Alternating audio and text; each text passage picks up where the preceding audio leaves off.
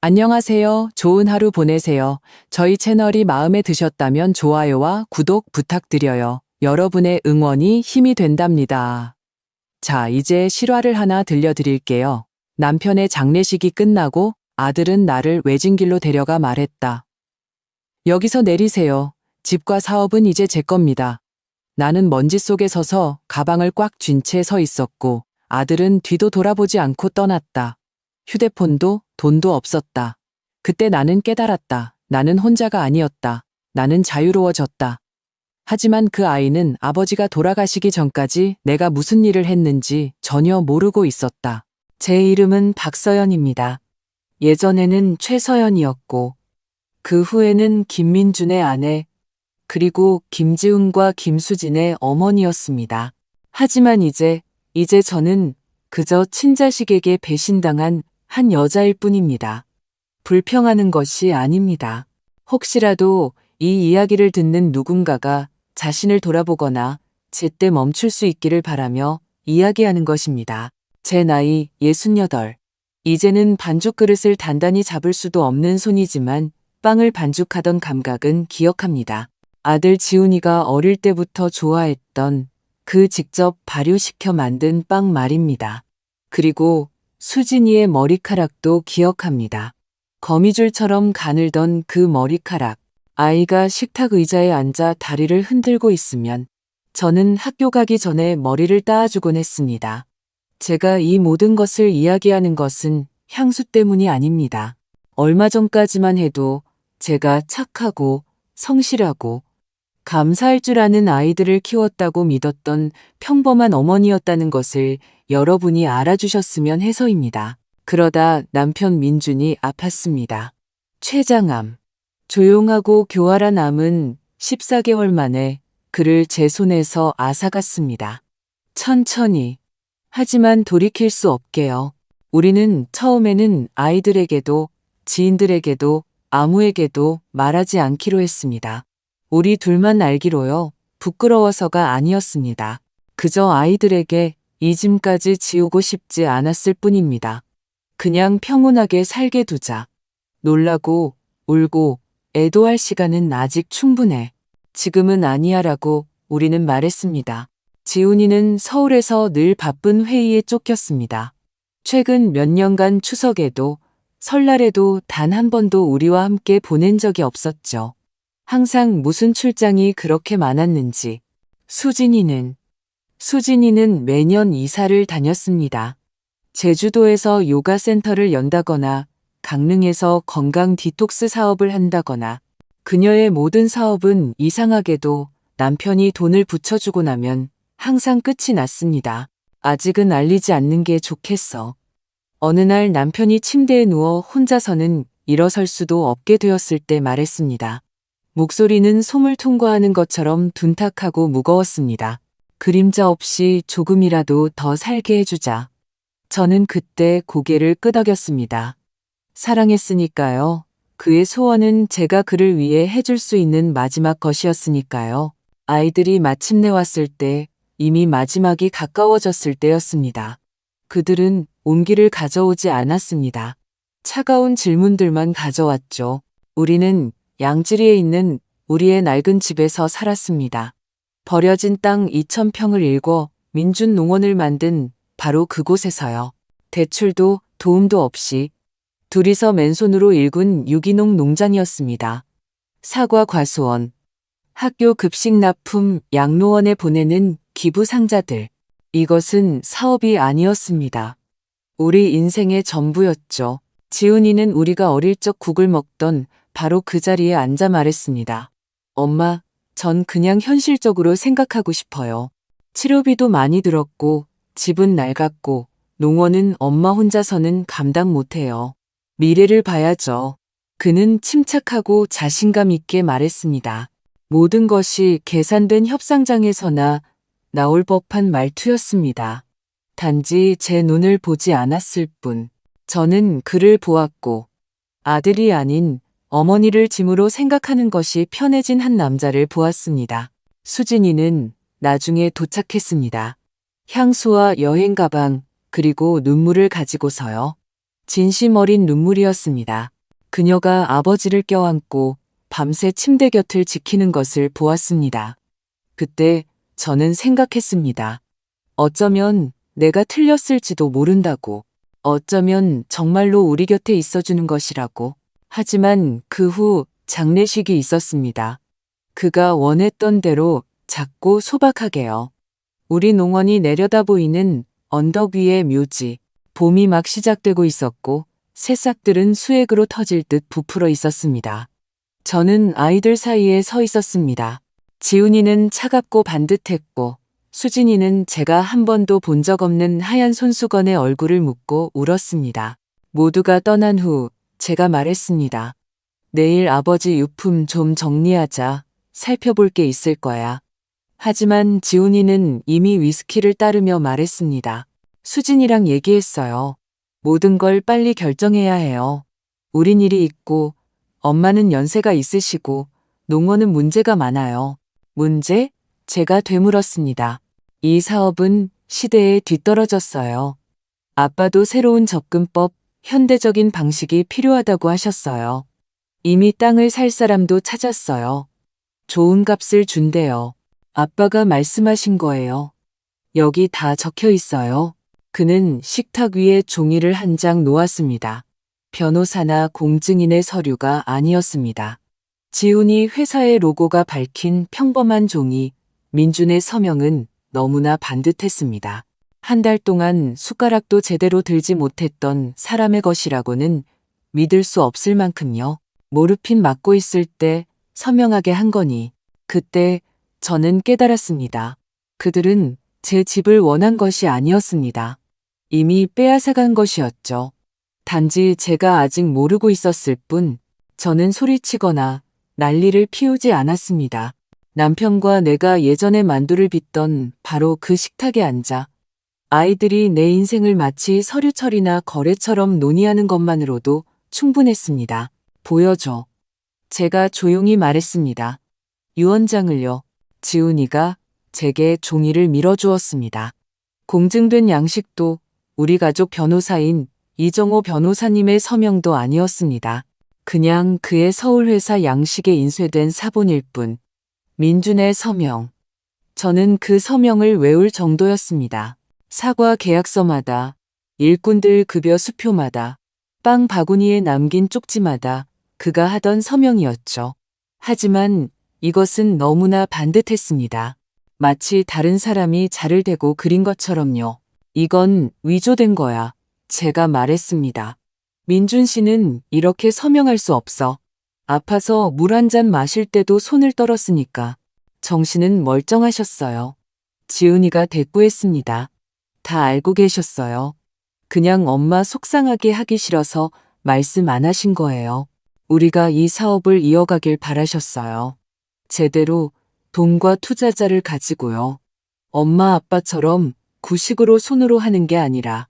수진이는 조용히 휴대폰만 넘기고 있었습니다. 마침내 그녀가 입을 열었습니다. 구매자가 있어요. 건설사인데 전원 리조트 단지를 짓고 싶어 한대요. 7억 원. 엄마, 이건 우리 모두에게 새로운 삶을 시작할 기회예요. 저는 그들을 보며 이해할 수 없었습니다. 이 아이들이 제가 저녁마다 동화책을 읽어주고 학원에 데려다주고 추운 체육관에서 학교 발표회를 보며 덜덜 떨었던 그 아이들이 맞는지 내가 감당 못할 거라고 말하고 싶은 거니? 제가 물었습니다. 엄마, 자신을 좀 보세요. 이 한마디로 수진이는 모든 것을 덮어버렸습니다. 곧 이른이시잖아요. 집은 춥고 관절은 아프고 장비는 낡았어요. 엄마는 요양원에서 쉴 자격이 있어요. 모든 게 다 갖춰져 있고 간호사들도 있고 동호회 활동도 있고 깨끗하고 식사도 제때 나오고요. 나에겐 친구도 할 일도 있어. 이건 내 집이야. 우리 집이었죠. 지훈이가 정정했습니다. 법적으로 아버지 명의였고 아버지는 우리에게 모든 것을 남기셨어요. 우린 엄마를 쫓아내는 게 아니에요. 돌봐드리고 싶은 거죠. 농원은 우리가 맡을 거고요. 저는 식탁에서 일어났습니다. 구부정하게 노인처럼이 아니라 무언가 안에서 완전히 끊어진 사람처럼 똑바로 차분하게요. 피곤하구나. 내일 얘기하자. 그들은 동의하는 듯 고개를 끄덕였지만 저는 알았습니다. 그들의 계획에 내일은 없다는 것을. 저는 위층 침실로 올라갔습니다. 민중과 40년을 함께 산 곳. 다툼과 웃음, 열이 났던 밤과 침묵. 그리고 포옹이 있었던 곳. 낡은 스프링 매트리스에 누워 눈을 감았지만 잠들지 않았습니다. 부엌에서 그들이 속삭이는 소리. 지훈이가 누군가에게 전화하는 소리. 수진이가 누군가에게 음성 메시지를 보내는 소리를 들었습니다. 그들은 낡은 집에서는 베개를 어디에 두느냐에 따라 모든 소리가 들린다는 것을 몰랐습니다. 저는 깨달았습니다.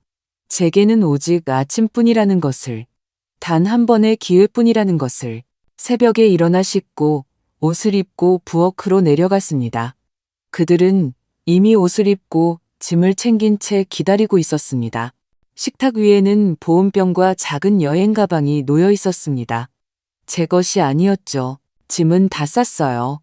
수진이가 마치 여행이라도 가는 듯이 말했습니다. 필요한 물품들이에요. 우리가 한 곳을 보여드릴게요. 햇살 언덕이라는 요양원인데 여기서 2시간 거리예요. 아주 아름다운 곳이에요. 난 아무데도 안 가.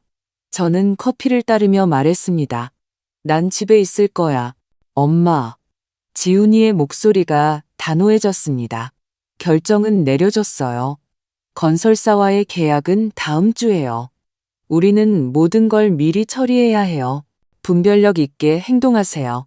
저는 커피잔을 천천히 내려놓았습니다. 흘리지 않기 위해서요. 너희는 아무것도 처리하지 못했어. 너희는 엄마를 잃은 거야. 엄마, 드라마 만들지 마세요. 지훈이는 이미 시계를 확인하고 있었습니다. 그냥 차에 타세요. 저는 그의 얼굴이 아닌 더 깊은 곳을 보았습니다. 그리고 깨달았습니다. 내 앞에는 아들이 아니라 어머니를 자산, 즉 처리하고 옮기고 해결할 수 있는 대상으로 여기는 한 사람이 있다는 것을. 저는 고개를 끄덕였습니다. 화장실 좀 다녀올게. 약이랑 사진 몇 장 챙겨야겠다. 물론이죠. 수진이는 미소까지 지으며 고개를 끄덕였습니다. 원하는 건 뭐든 가져가세요.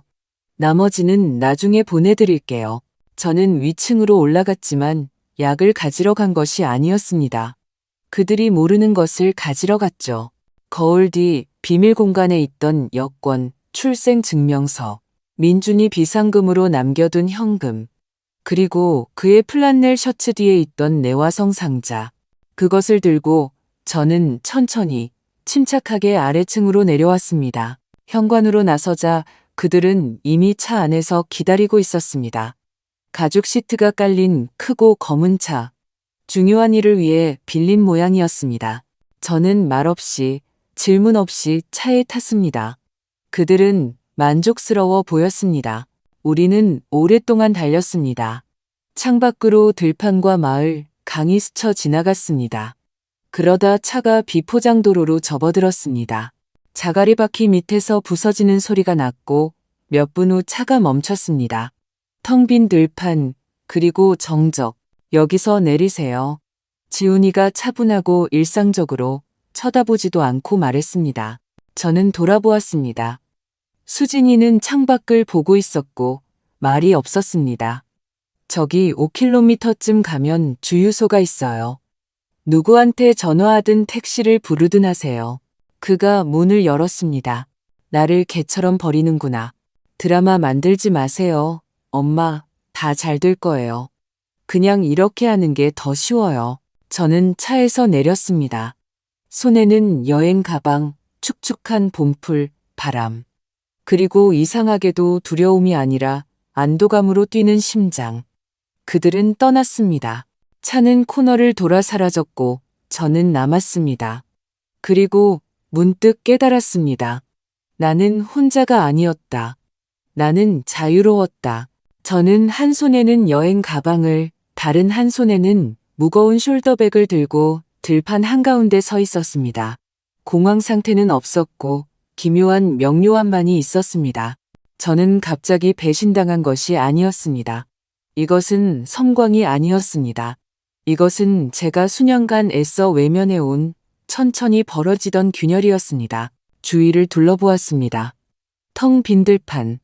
사람도, 차도, 휴대폰도 없었습니다. 그들은 제가 완전히 무력하다고 생각했겠죠. 하지만 민주는 10년도 더 전에 주장했습니다. 만일의 사태를 대비한 비상금, 휴대폰, 서류, 약간의 현금이 있어야 한다고 아무도 모르게 저는 비포장도로를 따라 5km를 쉬지 않고 걸었습니다. 다리는 쑤셨고 가방은 어깨를 파고들었으며 발에는 물집이 잡혔습니다. 하지만 저는 걸었고 한 걸음 한 걸음 내디딜 때마다 놓아주었습니다. 30살의 우리 부부가 수레에 묘목을 싣고 이곳에 왔던 때를 떠올렸습니다. 허리까지 오는 풀밭에 서서 마른 가지를 치고 손으로 땅을 파던 때를. 그때는 장비도 돈도 없었습니다.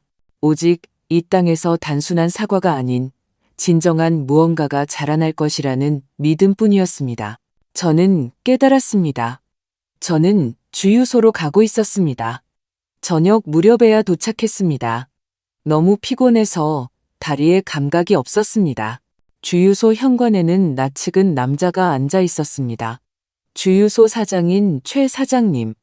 늘 구겨진 앞치마를 두른 60대의 남자였습니다. 박 여사님. 그가 눈을 가늘게 떴습니다. 맞으시죠?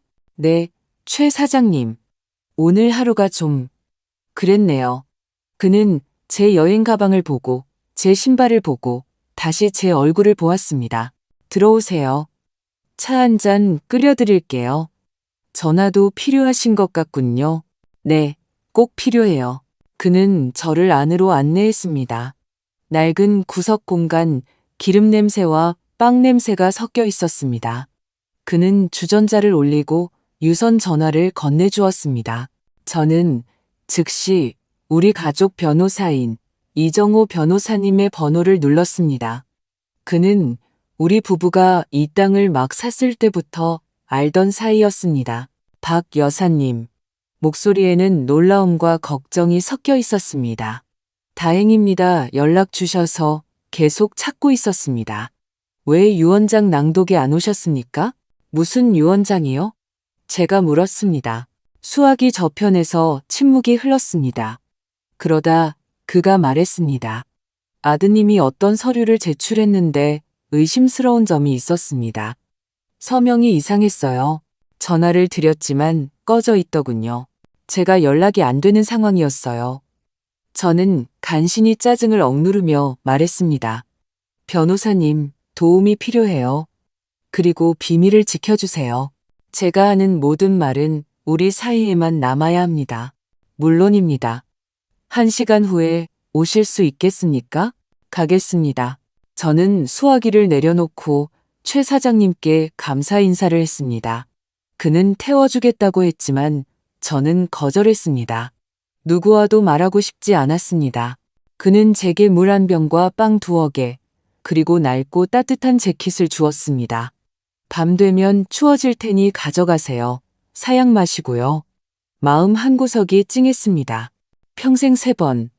그것도 장터에서나 마주친 사람이 지금 내 아이들이 지난 1년 동안 준 것보다 더 큰 온기를 주었습니다. 저는 양지리 중심가로 향했습니다. 이 변호사님의 사무실은 따뜻하고 조용했습니다. 그의 비서가 저를 보자 손뼉을 쳤습니다. 어머, 박 여사님, 걱정하고 있었어요. 들어오세요. 이 변호사님이 기다리고 계세요. 그는 문가에서 저를 맞았습니다. 늙었지만 눈빛은 여전히 예리하고 생기가 넘쳤습니다. 앉으시죠. 말씀해 보세요. 저는 모든 것을 이야기했습니다. 민준의 진단과 우리의 침묵에서부터 들판으로의 여정까지. 제가 말하는 동안 그는 한 번도 말을 끊지 않고 그저 펜을 꽉 쥐고 계속 제 눈을 똑바로 쳐다보았습니다. 제가 말을 마치자 저는 가방에서 금속 상자를 꺼냈습니다. 아이들이 몰랐던 바로 그 상자. 여기 결혼 훨씬 전에 산 땅 20헥타르에 대한 서류가 있어요. 제 결혼 전성으로 등록되어 있죠. 민준 씨가 그때 말했어요. 만일을 위해 남겨두자고. 그는 서류철을 열고 서류들을 검토한 후 깊이 고개를 끄덕였습니다. 이것이 여사님의 힘입니다. 이 땅은 여사님의 것이고 이 땅 없이는 어떤 건설사도 프로젝트를 진행할 수 없습니다. 그가 저를 보았습니다. 어떻게 하고 싶으십니까? 저는 잠시 침묵을 지킨 후 차분하게 대답했습니다. 집을 되찾고 싶어요. 농원도요. 그리고 자신들이 어떻게 자랐는지 잊는다는 것이 무엇을 의미하는지 그들이 알게 하고 싶습니다. 그는 아무 말 없이 일어나 금고로 다가가 서류철을 넣었습니다. 여사님께는 땅만 있는 것이 아닙니다. 진실이 있습니다. 그리고 믿으십시오. 그것은 어떤 서명보다도 강합니다. 저는 고개를 끄덕였습니다. 그럼 시작하죠. 우리에게 시간이 많지 않으니까요. 아침이 되자 모든 것이 준비되었습니다. 이 변호사님은 유언장의 진위 여부가 밝혀질 때까지 토지 매매 계약을 중단해달라는 가처분 신청을 법원에 제출했습니다. 지훈이와 수진이가 이미 손대기 시작한 회사 계좌에는 임시 동결 조치가 내려졌습니다. 은행은 수십 년간 민준을 알고 지낸 터라 우리 편을 들어주었습니다. 그동안 저는 빵집을 하는 오랜 친구 은주의 가게 위 작은 방으로 이사했습니다. 은주는 별말 없이 저를 맞이하며 열쇠를 주었습니다. 필요한 만큼 지내. 빵이랑 차랑 따뜻한 건 다 있을 거야. 근데 내 자식들은 우리 가게에 얼씬도 못하게 해. 손님으로 안 받을 거니까. 저는 웃지 않았습니다. 그저 말했습니다. 걱정 마. 걔네는 여기 안 와. 여기선 양심 냄새가 나거든. 다음 날부터 진짜 일이 시작되었습니다. 저는 민준과 30년 넘게 기록해온 노트를 꺼냈습니다. 비료 공급 내역부터 서류상이 아닌 인간적으로 보너스를 줬던 직원들 명단까지 모든 것이 적혀 있었습니다. 저는 아는 모든 사람에게 전화를 걸었습니다. 농업 기술자, 나이든 격리 담당자, 이웃들, 환경 관련 서류 작업을 도와줬던 변호사, 추수감사절에 함께 사과 파이를 구웠던 지역 신문 기자까지 모두가 귀를 기울였고 모두가 제 편이었습니다. 서연 씨, 그 기자인 윤 기자가 말했습니다.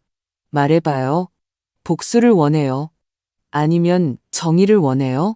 민준 씨의 이름이 땅과 함께 팔리는 걸 원치 않아요. 그는 그런 대접을 받을 사람이 아니에요. 그럼 제가 쓰겠어요. 제가 어떻게 써야 할지 알아요. 두려워만 마세요. 정오까지 모든 것이 착수되었습니다. 땅 서류는 법원에, 거래 동결 조치는 건설사에 전달되었습니다. 신문사는 이미 지역 농장 위기, 자식들은 팔려하고 어머니는 저항하다라는 제목의 기사를 조판하고 있었습니다. 이것은 스캔들이 아니었습니다. 이것은 모든 규칙을 동원한 저항이었습니다. 저녁 무렵 저는 빵집 위방 창가에 앉아 있었습니다. 바닐라와 이스트 냄새가 났습니다. 은주가 제 앞에 차 한 잔과 빵 한 조각이 담긴 접시를 놓아주었습니다. 너 강한 여자야, 서연아. 알지? 난 그냥 해야 할 일을 하는 거야. 그 애들은 이해 못할 거야. 지훈이도, 수진이도. 그건 이제 내 문제가 아니야. 밤 9시가 다 되어 전화벨이 울렸습니다. 주유소에서 산싸구려 새 휴대폰. 번호는 이 변호사님과 은행 단 두 곳만 알고 있었습니다. 화면에는 모르는 번호가 떴습니다. 저는 전화를 받았습니다. 여보세요, 엄마. 지훈이의 목소리는 차갑고 절제되어 있었지만 더 이상 예전처럼 자신감 넘치지는 않았습니다. 무슨 짓을 하신 거예요? 나는 단지 내 것을 지키고 있을 뿐이야. 제가 차분하게 말했습니다. 아버지와 내가 40년 동안 만든 것을 소송을 걸고 계좌를 막고 신문에 기사를 내어 당신이 우리를 어떤 공경에 빠뜨렸는지 아세요? 나는 너희를 공경에 빠뜨린 게 아니라 나 자신을 구한 거야. 너희는 나를 들판에 버렸을 때 선택을 한 거고. 그는 침묵했습니다. 그러다 짧게 말했습니다. 소란을 원하시는군요. 한 가지 제안을 하지. 제가 말했습니다. 단 한 가지. 너와 수진이가 집과 사업에 대한 모든 권리를 공식적으로 포기하는 거야. 그 대가로 나는 검찰에 고소하지 않겠다. 너희는 각각 5천만 원씩 단 한 번만 받고 그걸로 끝이야. 그 이후로 우리 관계는 끝나는 거고. 침묵. 오직 숨소리만 들렸습니다. 진심이세요? 물론이야. 너희에게는 하루의 시간이 있어. 그 후에는 모든 것이 법대로 진행될 거야. 저는 전화를 끊었습니다. 서명할까요? 이 변호사님이 창밖을 보며 물었습니다. 아니길 바라요. 제가 대답했습니다. 왜요? 만약 서명한다면 그들은 아무것도 깨닫지 못할 테니까요. 하지만 모든 것을 잃는다면 어쩌면 그때는 자신들이 무엇을 잃었는지 알게 될지도 모르죠. 저는 아기를 품고 말한 것이 아니었습니다. 제게는 더 이상 아기가 남아있지 않았습니다. 오직 평온함과 목표뿐이었습니다. 하루가 지났습니다. 저는 알았습니다. 만약 그들이 전화하지 않는다면 그들은 전쟁을 선택한 것이라고. 그리고 만약 전화한다면 이미 늦었다는 것을. 그들은 정확히 오후 2시에 전화했습니다. 화면에는 모르는 번호였지만 저는 누구인지 알았습니다. 듣고 있어. 제가 차분하게 대답했습니다. 엄마. 지훈이의 목소리는 더 이상 비즈니스맨 같지 않았습니다. 지치고 부서진 목소리였습니다. 우리는 서명하지 않을 거예요. 그런 조건으로는 모든 것을 잃는데 동의할 수 없어요. 그럼 법정에서 모든 것을 잃게 될 거야. 제가 대답했습니다. 형사 처벌과 함께 선택해. 그는 침묵했습니다. 저는 그가 지금쯤 차 안이나 호텔방에서 땀에 젖은 휴대폰을 손에 쥐고 죽은 표정으로 앉아있을 모습을 상상했습니다. 엄마, 분별력 있게 행동하세요. 우리는 엄마 자식이잖아요. 정말 모든 걸 끊어버릴 준비가 되신 거예요? 너희는 나를 들판으로 데려갈 때 분별력이 있었니? 갑자기 수화기 저편에서 다른 목소리가 들렸습니다. 수진이었습니다. 엄마, 제발요. 저는 이러고 싶지 않았어요. 이건 다 지훈이 오빠가 이렇게 하는 게 더 쉽다고. 엄마는 어차피 감당 못할 거라고 했어요. 너는 그저 조용히 동의했지. 제가 물었습니다. 그게 편했으니까. 저 빚이 있어요. 빨리 팔면 다 갚고 새로 시작할 수 있을 거라고 생각했어요. 그녀의 목소리가 갈라졌습니다. 엄마가 법원까지 갈 줄은 몰랐어요. 그게 바로 너희의 실수야. 내가 끝까지 가지 않을 거라고 계속 생각했다는 것. 하지만 경찰에 신고하지는 않으실 거죠? 수진이는 거의 울고 있었습니다. 너희 둘 다 유언장 위조에 가담했고 나를 텅 빈 들판에 버려두고 사라지기를 바랐어. 이건 범죄야. 만약 서류에 서명하지 않으면 내가 직접 제출할 거고 마음은 편할 거야. 수화기 저편에 다시 침묵이 흘렀습니다. 뭘 원하세요? 지훈이의 목소리는 거의 억눌려 있었습니다. 사업, 집, 땅에 대한 포기 각서에 서명하고 유언장이 위조되었다는 확인서. 그 대가로 검찰에 고소하지 않겠다. 돈은 이제 없어. 어제까지였어. 오늘은 너희 그냥 빈손으로 떠나는 거야. 그건 불공평해요. 공평해. 제가 조용히 말했습니다. 너희는 엄마를 길가에 버리는 게 공평한지 묻지 않았잖아. 저는 전화를 끊었습니다. 옆에는 이 변호사님이 저를 유심히 보고 있었습니다. 서명할 겁니다. 그가 말했습니다. 다른 선택지가 없으니까요. 네. 하지만 이제 상관없어요. 서류에 대한 것이 아니었습니다. 관계에 대한 것이었죠. 설령 서명하더라도 우리에게 더 이상 공통점은 없었습니다. 1시간 후 지역 신문사 편집실에서 첫 기사가 나왔습니다. 어머니가 자식들로부터 농원을 구하다. 건설업자의 표적이 된 민준농원. 사진에는 제가 고무장화를 신고 사과나무를 배경으로 서 있는 모습이 담겨 있었습니다. 꼿꼿한 허리를 편 단호한 모습. 옆에는 짧은 인터뷰가 실려 있었습니다. 모든 것이 명확했습니다. 땅은 어머니 소유, 거래는 중단. 변호사는 유언장 위조를 확인. 다음 날 아침 양지리에서는 이야기꽃이 피었습니다. 이웃들이 전화를 걸어오고 빵을 들고 찾아오고 어떤 이는 그저 저를 안아주었습니다. 아무도 비난하지 않았습니다. 모두가 모든 것을 이해했기 때문입니다. 그 애들은 도시 애들이라. 땅이 그냥 땅이 아니라는 걸 이해 못해. 저녁에 우리가 차를 마실 때 은주가 말했습니다. 그건 기억이고 뿌리고 민준 씨고 너 자신이야. 그들이 한때는 나의 뿌리였지. 제가 말했습니다. 그랬지, 서연아. 하지만 썩어버렸어. 이틀 후 이 변호사님이 전화했습니다. 그들이 동의했습니다. 내일 서명한 서류를 가지고 사무실로 올 겁니다. 저는 기쁨도 안도감도 느끼지 못했습니다. 오직 정상에 도달한 듯한 피로감뿐. 이제 그저 박수갈채 없이 조용히 서 있을 수 있었습니다. 다음 날 아침 그들이 왔습니다. 지훈이는 수척하고 면도도 하지 않은 채 구겨진 셔츠 차림이었습니다. 수진이는 마스카라가 번지고 머리는 급하게 묶은 모습이었습니다. 그들은 제 맞은편에 앉았습니다. 저는 그들 맞은편에, 옆에는 이 변호사님과 우리의 새로운 변호사가 함께했습니다. 모든 것이 엄격하고 공식적이었습니다. 여기 모든 권리에 대한 포기 각서입니다. 이 변호사님이 말했습니다. 서명하십시오. 지훈이는 펜을 잡고 빠르게 서명했습니다. 다시 읽어보지도 않고요. 수진이는 천천히 서명했습니다. 눈물이 종이 위로 떨어졌습니다.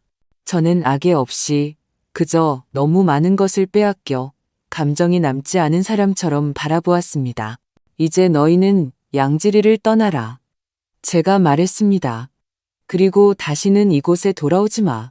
만약 너희 중 누구라도 여기서 다시 보게 되면 그때는 엄마가 아니라 한 시민으로서 고소할 거야. 그들은 일어섰습니다. 작별 인사도 감사 인사도 없이 문을 열고 떠났습니다. 저는 자리에 남았습니다. 벽시계가 초를 재는 소리가 들릴 만큼 정적이 흘렀습니다. 저는 이 변호사님을 보았습니다. 끝났어요. 그가 고개를 끄덕였습니다. 끝났습니다. 당신이 이겼어요. 저는 미소 짓지 않았습니다. 그저 말했습니다. 아니요, 그냥 집으로 돌아온 거예요. 저는 정말로 집으로 돌아왔습니다. 집은 마치 내내 기다렸다는 듯이 저를 맞이했습니다. 같은 덧문, 삐걱거리는 마룻바닥, 나무에 뱀빵 굽는 냄새.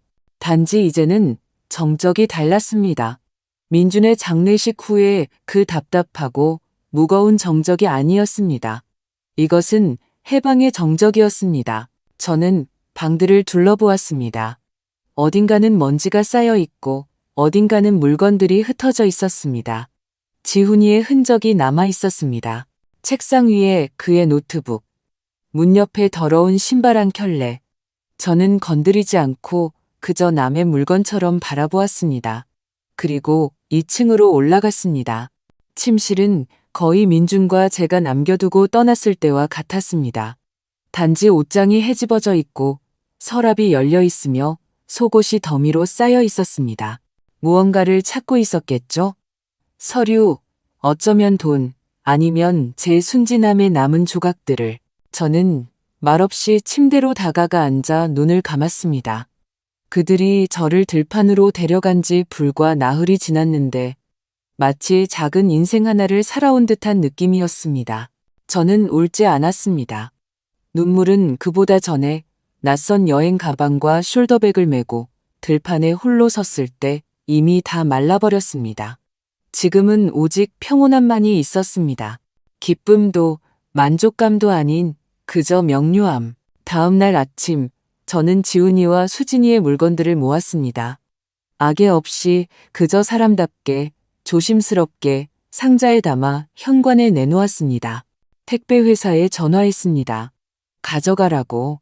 더 이상 그들에게 이곳에 남은 것은 없었습니다. 오후에 이 변호사님이 들러 법원에서 온 서류를 가져왔습니다. 이제 모든 것이 공식적으로 제 명의로만 등기되었습니다. 사업과 집 모두요. 서현 씨. 그가 서류를 건네며 말했습니다. 당신은 옳은 일을 한 겁니다. 민준 씨도 자랑스러워했을 거예요. 그는 제가 살아있을 때도 제가 무엇을 할 수 있는지 알았어요. 제가 말했습니다. 단지 그때는 누구에게도 아무것도 증명할 필요가 없었을 뿐이죠. 이 변호사님은 잠시 침묵하더니 서류 가방에서 최신 신문을 꺼냈습니다. 일면에는 굴복하지 않은 농원, 고향 땅을 팔지 않은 여성, 박서연의 이야기라는 제목이 실려 있었습니다. 사진 아래에는 고무장화를 신고 농원을 배경으로 서 있는 제가 있었습니다. 평온하고 꾸밈 없는 진짜 모습. 저는 보고 고개를 끄덕였습니다. 그대로 두자. 사람들이 읽게 두자. 저녁에는 은주가 찾아와 갖고 온 빵과 롤빵, 그리고 된장찌개 한 냄비를 가져왔습니다. 집으로 돌아온 첫날을 축하하며 그녀가 말했습니다. 우리는 현관에서 찻잔에 차를 마시며 무릎에 담요를 덮고 앉아 있었습니다. 그래서 어때? 그녀가 조용히 물었습니다. 조용해. 제가 대답했습니다. 그거 좋네. 그게 진짜지. 아이들은 아무 소식도 없어? 아무것도, 전화도, 사과도, 해명하려는 시도도, 그럴 필요도 없어. 은주가 말했습니다. 그들은 떠났고 너는 남았어. 이건 내 집이고 내 땅이고 내 인생이야. 그래. 단지 이제는 환상 없이 저는 다시 농원을 돌보기 시작했습니다. 제 손으로 직접 하지는 않지만 도우미를 고용하고 관리인을 찾았습니다. 모든 것을 차분하고 명확하게 서두르지 않고 해나갔습니다. 이제 모든 사과, 모든 잎사귀, 집의 모든 널빤지가 보호받고 있다는 느낌으로요. 그리고 가장 중요한 것은 더 이상 누군가의 방문을 기다리며 창밖을 보지 않는다는 것입니다. 필요한 모든 것은 이미 여기 제 안에 있다는 것을 알기 때문입니다. 2달이 지났습니다. 농원은 마치 이제 모든 것이 달라질 것이라는 것을 알았다는 듯이 화려하게 꽃을 피웠습니다. 새로운 팀은 훌륭하게 일을 해냈고 저는 거의 간섭하지 않았습니다. 아침마다 나무들을 둘러보는 습관, 민중과 제가 가장 힘든 시기에도 버리지 않았던 그 습관만은 지켰습니다. 저는 나무들 사이를 걸으며 잎사귀를 만지고 흙을 들여다보았습니다. 모든 것이 살아있고 자라고 있었습니다. 집은 더 깨끗해지고 더 자유로워졌습니다. 무거운 커튼을 떼고 창문을 닫고 거실 가구를 재배치했습니다. 새로운 삶을 시작하고 싶어서가 아니었습니다. 그저 제 삶에서 불안 외에는 아무것도 가져다 주지 않던 사람들이 떠나자 삶 자체가 변하기 시작했기 때문입니다. 어느 날 저녁, 저는 현관에 있는 민준이 가장 좋아했던 의자에 앉아 있었습니다. 무릎 위에는 노트가 놓여 있었습니다. 가을에 우리 농산물로 작은 가게를 열 계획, 치즈, 주스, 잼 같은 것들, 농장을 기반으로 학생들을 위한 체험 프로그램을 만들고 가장 중요한 것은 농업을 공부하고 싶은 이들을 위해 김민준 장학금을 설립하는 것이었습니다. 그가 항상 말했던 것을 떠올렸습니다. 땅이 그냥 수확물만 내놓아서는 안 돼. 누군가가 그 뒤를 잇고 싶어 해야지. 이제 그렇게 될 것입니다. 휴대폰이 삑 소리를 냈습니다. 새로운 메시지. 모르는 번호였지만 저는 바로 누구인지 알았습니다. 엄마, 변명하는 거 아니에요. 그냥 얘기하고 싶어요. 아무런 조건 없이요. 그냥 옆에 앉아 있고 싶어요. 언젠가 엄마가 준비된다면요. 수진이가. 저는 화면을 보았고 이상하게도 화가 나지도 서운하지도 흔들리지도 않았습니다. 그저 아무것도 느껴지지 않았습니다. 그냥 휴대폰을 옆에 두었습니다. 답장도 삭제도 하지 않았습니다. 그냥 그렇게 두었습니다.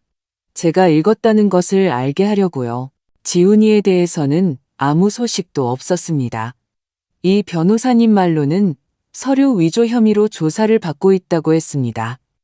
회사에서 해고당하고 사라졌다고요. 이상하게도 저는 그가 불쌍하지도 않았습니다. 제가 냉혹해져서가 아니었습니다. 아니요.